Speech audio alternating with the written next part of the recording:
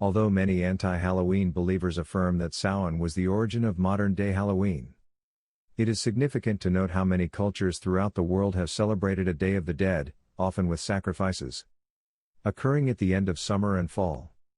There seem to be too many parallels to call these similar celebrations a coincidence. For example, in the Americas there is the Mexican Day of the Dead, El Día de los Muertos, that goes back to the ancient Festival of the Dead celebrated by Aztecs and the more ancient Olmec. This was likely where the Guatemalans got their Day of the Dead. Brazilians also celebrate Finados, Day of the Dead. Bolivia has the Day of the Skulls, Dia de los Natitas. In Belize altars are erected and decorated with food, drink and candles as a way to feed the souls of the departed. In Ecuador, the families meet at the cemetery for an entire day of celebration and remembrance with offerings of food and drink.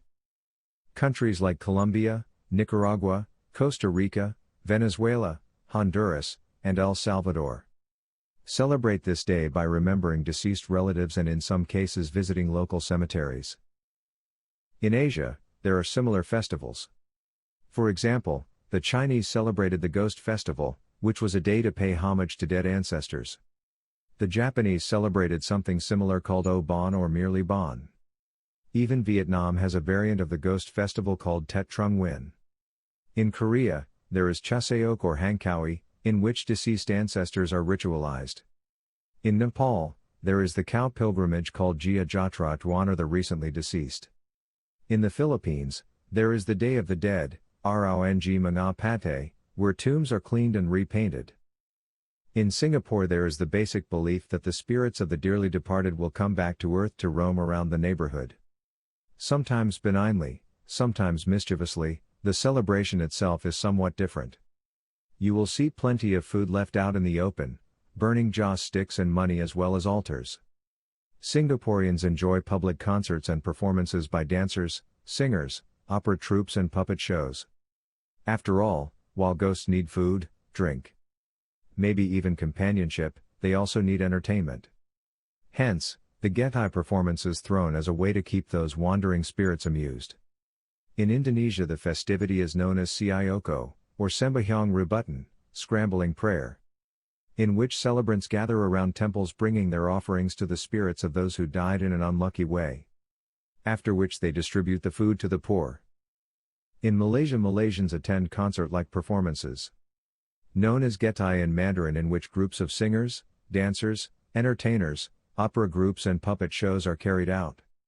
Typically, the festivals are funded by the residents of each district. During the Gettai, the front rows of the theaters are left empty for those celestial guests who might decide to drop by and be entertained.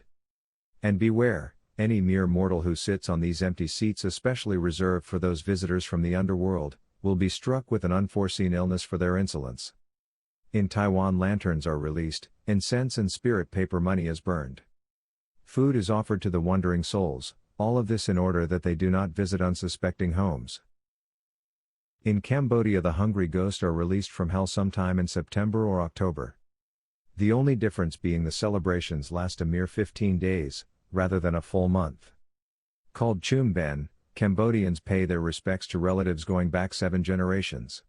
In Laos, Bon Khao Padap Din usually occurs in September of each year and goes on for 2 weeks.